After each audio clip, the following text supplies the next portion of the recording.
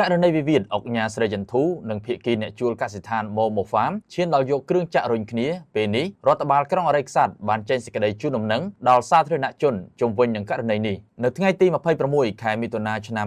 2025 រដ្ឋបាលក្រុងអរិយខ្សាត់មានកិត្តិយសសូមជម្រាបជូនសាធារណជនមេត្តាជ្រាបថាដោយមានការចែករំលែកក្នុងប្រព័ន្ធព័ត៌មានសង្គមជាច្រើនដោយភ្ជាប់ជាមួយនៅរូបភាពនិងវីដេអូទៀតផងនៅលើករណីនេះកើតឡើងកាលពីថ្ងៃទី23 ខែមិថុនាឆ្នាំ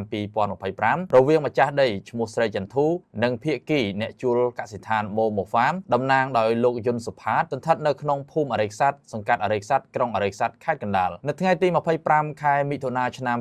2025 រដ្ឋបាលក្រុងអរិយខ្សាត់បានអញ្ជើញភាគីពាក់ព័ន្ធមកប្រជុំដើម្បីប្រជុំសម្របសម្រួលដោយបានពិនិត្យសាកសួរនិងស្រាវជ្រាវរាល់ឯកសារពាក់ព័ន្ធដែលភាគីទំនាស់មានជាលទ្ធផលនៃកិច្ចប្រជុំបានពិនិត្យឃើញថាករណីកើតឡើងដោយភាគីសំអាងថាភាគីម្ខាងទៀតមិនគោរពតាមកាតព្វកិច្ចដែលមាននៅក្នុងកិច្ចសន្យាដែលបានព្រមព្រៀងគ្នាកន្លងទៅហើយបច្ចុប្បន្នបញ្ហាវិវាទនេះកំពុងសន្តិដ្ឋនៅក្នុងសមត្ថកិច្ចរបស់សាលាដំបងខេត្តកណ្ដាលដោយភាគីម្ចាស់ដីអង្គការស្រីចន្ទធូបានដាក់ពាក្យបណ្ដឹងចូលទៅឯកការអមសាលាដំបងខេត្តកណ្ដាលកាលពីថ្ងៃទី16 ខែមិថុនាឆ្នាំ